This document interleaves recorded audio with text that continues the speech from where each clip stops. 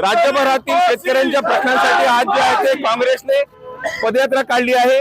कळमनुरी ते हिंगोली अशी 18 किलोमीटरची पदयात्रा निघत आहे आणि या पदयात्रेमध्ये काँग्रेसचे प्रदेशाध्यक्ष हर्षवर्धन सपकाळ सुद्धा सहभागी झाले आहेत आणि आपण त्यांना विचारत नक्की कुठल्या प्रश्नावरती ही पदयात्रा काढली आहे।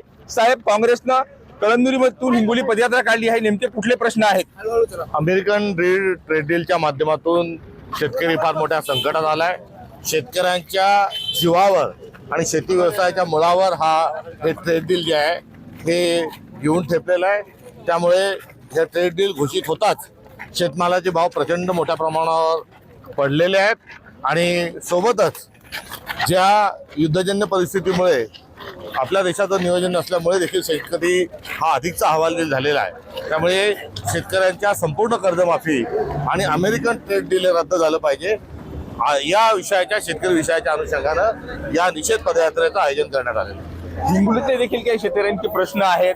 इथं जे आहे ते कळमनुरी जी नदी आहे, कयाधू नदी हिंगोलीतून वाहणारी, या नदीवरती एक बोगदा तयार करण्यात येत आहे आणि शेतकऱ्यांचा आरोप आहे की या जिल्ह्याचं वाळवंट होईल। या प्रश्नावरती काय भूमिका आहे?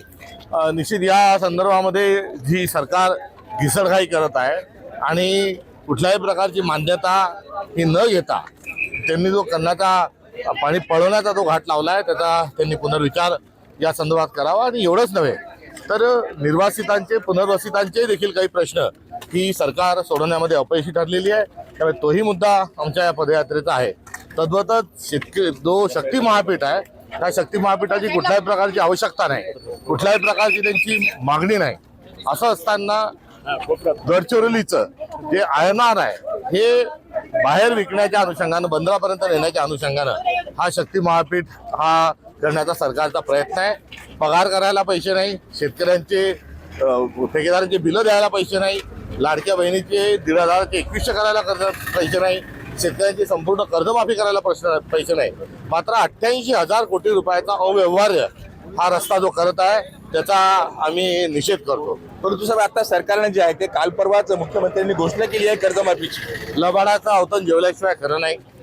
त्यामुळे हे सरकार जोपर्यंत कर्ज देत नाही, माफी देत नाही, तोपर्यंत याच्यावर विश्वास आम्ही ठेवू शकत नाही। मात्र यासोबतच त्यांनी सरसकट स्वरूपामध्ये 2 लाख रुपये द्यावे आणि सोबतच संपूर्ण कर्जमाफीच्या अनुषंगानं देखील तरतूद करून द्यावी। त्यांनी केंद्रात जावं, केंद्रात आपलं वजन खर्च करावं आणि शेतकऱ्यांची संपूर्ण कर्जमाफी करावी, ही देखील आमची या मोर्चाच्या या पदयात्रेच्या निमित्तानं मागणी आहे। तुमचे नेते जे आहेत राहुल गांधी, त्यांनी याच मार्गावरून 3 वर्षांपूर्वी यात्रा काढली होती, जिला आपण भारत जोडो यात्रा म्हणतो, आणि आज पुन्हा तुम्ही याच कळमनुरी ते हिंगोली मार्गावरून ही पदयात्रा काढताय, काय भावना आहे? निश्चित राहुल गांधींनी देशाचं नेतृत्व करत असताना डरोमत आणि भारत जोडो या अनुषंगाने एक मोहब्बतची दुकान घेऊन ते या रस्त्यावरून चालले होते आणि आज त्यांचा जो वारसा आहे तो काँग्रेसचे कार्यकर्ते पूर्ण करण्याचा प्रयत्न आहे। आज शेतकरी हवालदिल असताना राहुल गांधी ज्या मार्गावरून चाललेत त्याच मार्गावरून तमाम काँग्रेस जनांचा चालण्याचा आणि शेतकऱ्यांच्या न्याय हक्काच्या मागण्याकरता लढण्याचा आमचा हा प्रयत्न आहे। आज संसदेमध्ये आहे बजेटचं दुसरं सत्र सुरू होणार आहे। त्या सत्रामध्ये कुठल्याही विषयाची चर्चा जी आहे ही होणार नाही।